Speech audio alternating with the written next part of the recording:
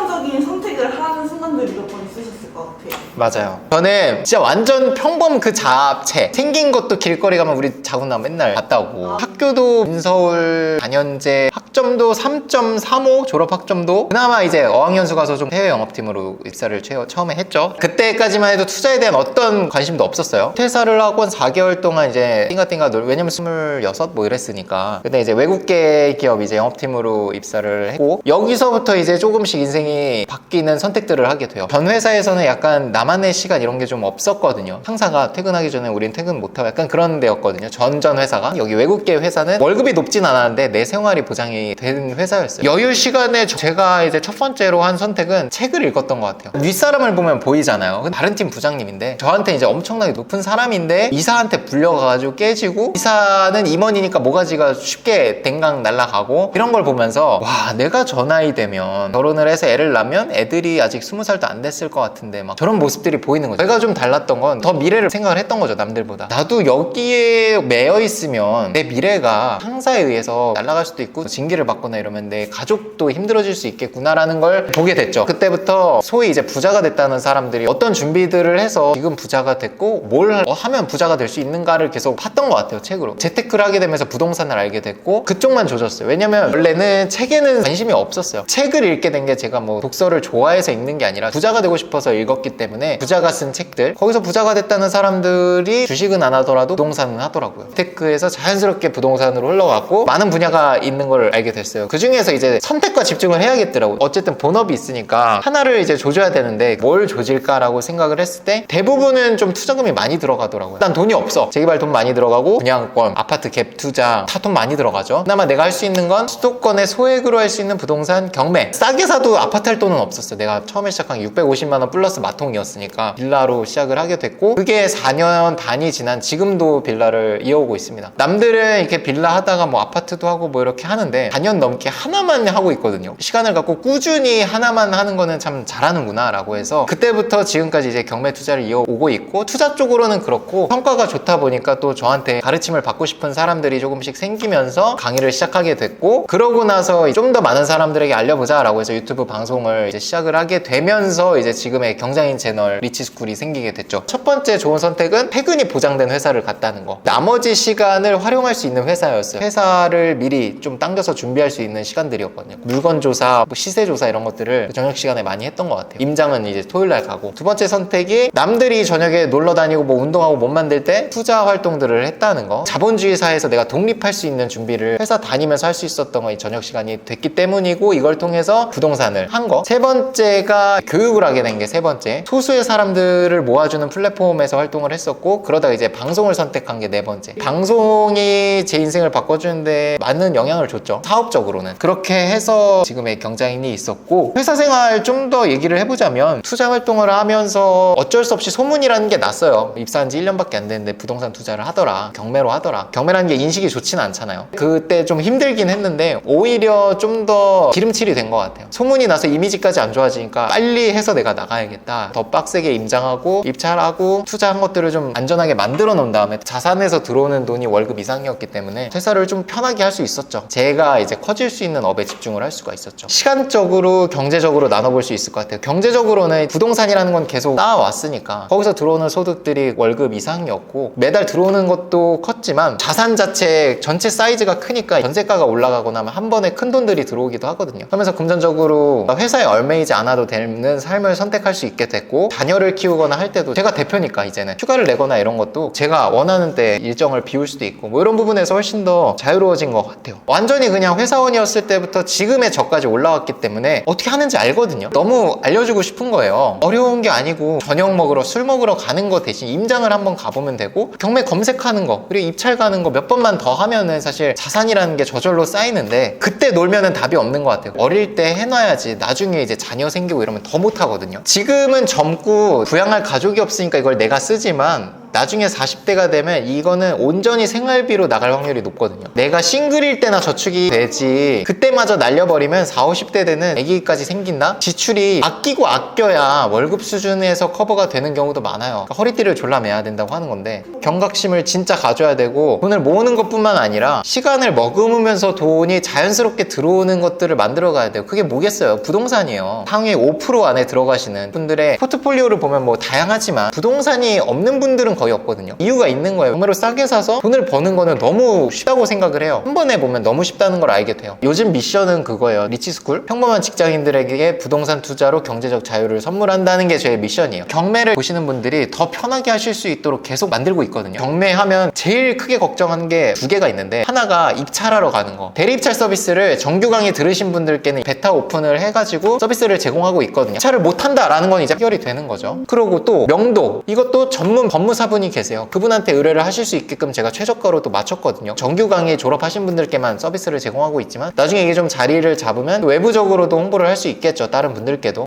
적어도 우리 리치스쿨 학원에서 정규 강의 수강하신 분들은 정말 편하게 경매 입찰해서 편하게 명도. 그 다음에 그러면 어떻게 해야 돼? 인테리어를 해야 되잖아. 그것도 인테리어 하시는 분이 또 경매 투자 하시는 분이에요. 뭘 원하는지 알거든요. 부분 수리. 경매로 하는 사람들은 비용을 아껴야 되기 때문에 전체 리모델링보다는 보통은 이제 부분 수리를 하시거든요. 그런 거에 대한 니즈를 너무 잘 알고 있는 거지 이분이. 인테리어도 정말 싼 값에 할 수 있도록 제가 서비스를 또 런칭을 할 거고 시너지를 낼 거라고 저는 믿어요. 한 번만 경매로 낙찰받아서 수익을 내면은 그 다음부터는 이제 물 흘러가듯 알아서 하시거든요. 저희 수강생들이 맨날 하는 얘기가 특히 좀 나이 있으신 분들이 젊은 분들도 많으니까 젊은 분들 보면서 아 내가 저 나이 때 했으면 어떻게 돼 있겠다. 근데 이거는 뭐 끝없는 가정법인 거고 그 자리에 앉아있는 그 시기는 2023년 8월인 건 동일하잖아요. 그거를 보고 하셔라. 어차피 과거는 뭐 되돌릴 수 없으니까. 나이를 놓고 보면 사실 그분 말이 맞아요. 그분이 만약에 20살 때 했으면 거기 안 앉아있죠. 처음에 이 각도를 눕혀놓으면 나중에 이걸 꺾기가 너무 힘든 거지. 나를 믿고 사는 자녀, 배우자가 있는데 거기서 내가 꺾으려고 하면 내 가족들의 노고나 희생도 들어가거든요. 꺾는 그 선택을 하기가 더 힘들어지는 거지 시간이 갈수록. 그래서 젊을 때 하라는 게 나만 책임지면 되잖아. 내가 만약에 잘못된 선택을 했을 때 가족들도 무너질 수 있다는 그 부담감 때문에 괜찮은 선택인데도 못하는 경우도 많고 그런 게 안타까운 것 같아요. 그래서 저는 좋아요. 왜냐면 제 구독자층은 20대 후반부터 30대 초반이 제일 많고 그분들이 경매라는 걸 알게 되면서 아마 깨닫는 게 많을 거예요. 새로운 구독자들이 생기면서 그분들이 좀 인생을 바꿀 수 있다면 그걸로 만족하는 거죠. 경매로 낙찰까지 가시는 분들의 특징을 좀 살펴보니까 과정 자체를 즐기시는 분들이 많아. 우리가 경제적 자유를 보고 이제 경매를 하는 건데 하나 받았어. 경제적 자유 돼요. 돈은 벌어도 그게 경제적 자유는 아니란 말이에요. 인생의 전반에 걸쳐서 해야 되는데 결과만 보고 하면은 허탈해지는 순간이 온단 말이죠. 폐찰이 반복되는 시기가 또 올 수도 있고 나중에는 재밌어요 사실. 나는 이 가격을 썼는데 더 높게 쓴 사람이 있네. 그 사람 붙잡고 한번 물어보기도 하시고 내가 생각 못했던 이런 부분들이 있구나 또 배우고 그러면 나도 레벨업이 되는 거잖아. 다음 물건을 볼 때는 더 넓은 시야로 볼 수 있거든요. 그 과정 자체를 좀 배움의 시간이라고 즐겼으면 좋겠어요. 폐찰을 낙찰의 과정이라고 생각하면 좋을 것 같아요. 고생하셨습니다. 네, 들어가세요.